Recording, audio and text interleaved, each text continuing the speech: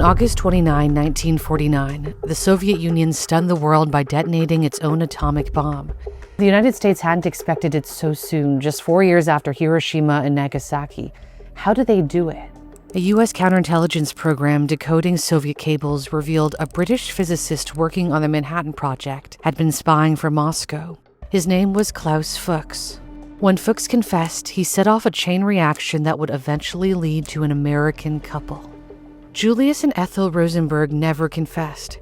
They denied being Soviet spies, denied helping the Soviet Union obtain the atomic bomb, even when faced with a death sentence. Julius and Ethel were both born and raised on Manhattan's Lower East Side. They met in high school, fell in love, and shared a passion for left-wing politics. Julius's parents hoped he'd become a rabbi, but instead, he placed his faith in communism.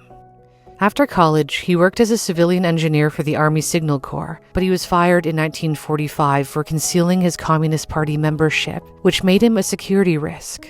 After Pearl Harbor, when the US and Russia became wartime allies, Julius decided the Russians should not be kept in the dark about America's most important military secrets. His big opportunity to help came in August 1944, when Ethel's younger brother, David Greenglass, was assigned to work on the Manhattan Project. David was a machinist who made the physical components and molds designed by scientists and engineers at Los Alamos, New Mexico. Like many workers, he wasn't told the full purpose of the project, only that the work was top secret. He actually learned he was involved in making the bomb after his wife, Ruth, had dinner with Julius and Ethel in their New York apartment. According to later testimony, Julius gave Ruth $150 for a trip to New Mexico and urged her to bring back any information on the bomb she could. Initially, David was reluctant to get involved, but after a sleepless night, he agreed to pass along information. David idolized Julius like an older brother, and he too had become a convert to communism. In a letter David wrote to Ruth in November 1944, uncovered by historians Ronald Radosh and Joyce Milton in their book on the Rosenbergs, he made his decision to help the Rosenbergs clear. "My darling, I most certainly will be glad to be part of the community project that Julius and his friends have in mind. Count me in, dear, or should I say it has my vote. If it has yours, count us in." By friends, David meant the Soviets.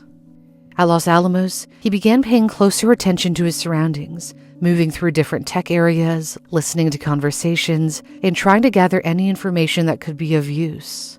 He provided Julius with information about the physical layout at Los Alamos, the number of people working there, and the names of scientists overseeing the project. Most famously, David prepared this sketch showing the internal layout of an atomic bomb during his trial to illustrate what he says he passed on to the Rosenbergs.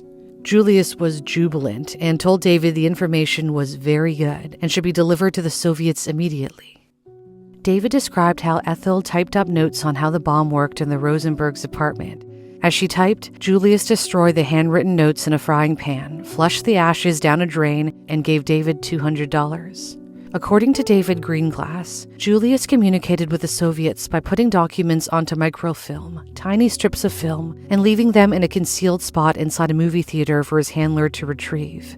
To collect information regularly from Greenglass in New Mexico, Julius came up with a simple plan. He gave Greenglass a piece of cardboard that he had cut out of a Jell-O package. The courier sent to collect the information would carry the matching piece as proof he'd been sent by Julius. That courier was Harry Gold. Gold was a Swiss-born research chemist who also served as a courier for Klaus Fuchs, the British physicist on the Manhattan Project who passed secrets to the Soviet Union. Gold never dealt directly with Julius Rosenberg. His handler was Anatoly Yakovlev, the Soviet vice consul in New York. When Gold met Greenglass, he not only carried the matching piece of the Jell-O package, but also a typed message meant to remove any doubt. "I come from Julius." The information Gold carried back from Greenglass and passed on to Yakovlev was described as extremely excellent and very valuable. The operation seemed to be working as planned, but then it all unraveled. In February 1950, Klaus Fuchs was arrested. When interrogated, he confessed and identified his courier as Gold, the same person who had met with Greenglass. Julius Rosenberg understood that if Gold was exposed, Greenglass would be next, and the road could lead to him. Julius handed Greenglass $1,000 and urged him to flee to Mexico.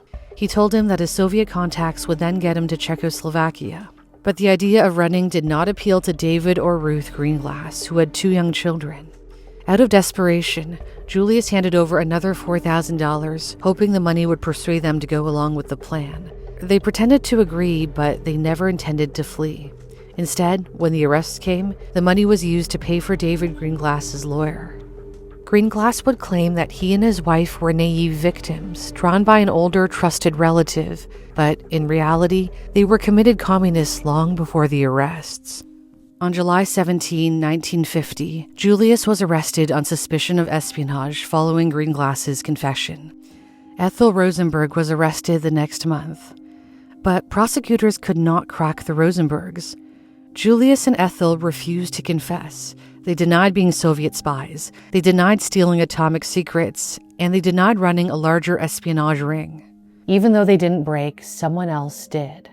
Max Ellicher was a former engineering classmate of Julius Rosenberg's at City College of New York. He had worked as an engineer with the U.S. Navy Bureau. Ellicher's name surfaced in a decoded Soviet cable, and when the FBI questioned him, he admitted that Julius had tried to recruit him into a Soviet spy ring in the summer of 1944. He said he refused to hand over any classified material, but he said another classmate, Morton Sobel, was already working with the Rosenbergs. Ellicher testified that he saw Sobel deliver a 35mm film canister filled with classified material to a location near the Rosenbergs' apartment in Lower Manhattan. Prosecutors were convinced the Rosenbergs were guilty and took an extraordinary step to try to force a confession. They sought the death penalty in the hope that they would talk and name other spies, but they didn't. When Julius Rosenberg took the stand, he pleaded the Fifth Amendment when asked about his Communist Party membership, which made him appear guilty to the jury and significantly hurt his defense. He then openly praised the Soviet Union in a way few Americans would have dared in 1951.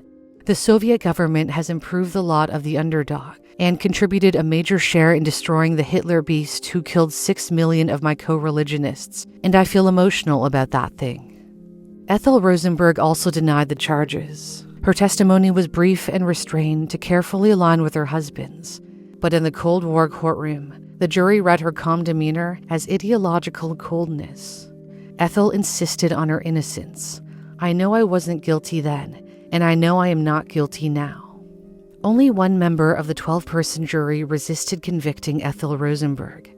James Gibbons struggled with the idea of condemning a mother of 2 to death. But then other jurors pressed him by asking, what if she takes part in a conspiracy that dooms your children? That argument convinced him. The jury found Julius and Ethel Rosenberg guilty of conspiracy to commit espionage. What persuaded many jurors was David Greenglass's testimony. They didn't think he'd falsely accuse his own sister of such a crime. Greenglass was sentenced to 15 years in prison for conspiracy and served just over 9 years. The jury also convicted Morton Sobel, the former classmate of Julius Rosenberg. He was sentenced to 30 years in prison. The judge presiding over the trial, Irving Kaufman, blamed the Rosenbergs for consequences far beyond the courtroom. Putting into the hands of the Russians the A-bomb years before our best scientists predicted Russia would perfect the bomb has already caused, in my opinion, the communist aggression in Korea, with the resultant casualties exceeding 50,000, and who knows but what that millions more innocent people may pay the price of your treason. Indeed, by your betrayal, you undoubtedly have altered the course of history to the disadvantage of our country. Judge Kaufman sentenced the Rosenbergs to death. They would die in the electric chair. Both Julius and Ethel were visibly shaken by the sentence. In the basement holding cells, Ethel tried to steady herself. In a quiet, trembling voice, she began to sing the aria Une belle die, or One Fine Day, from Madame Butterfly. Julius responded by reciting the words to the battle hymn of the Republic. Even after the death sentences, they believed public pressure might still save them. They authorized the publication of their prison letters in the left-wing weekly National Guardian. We are an ordinary man and wife. Like others, we spoke for peace, because we did not want our 2 little sons to live in the shadow of war and death. That is why we are in the death house today, as warning to all ordinary men and women. Their story spread far beyond the United States. The Pope appealed for mercy, Poland offered asylum, Albert Einstein added his name to a public appeal. But President Eisenhower rejected all appeals for clemency. He feared that sparing the Rosenbergs would signal weakness and encourage others to cross the line. When Ethel's mother visited her daughter in prison, she urged Ethel to corroborate Greenglass's testimony in order to save her life, but Ethel refused. She would not betray Julius.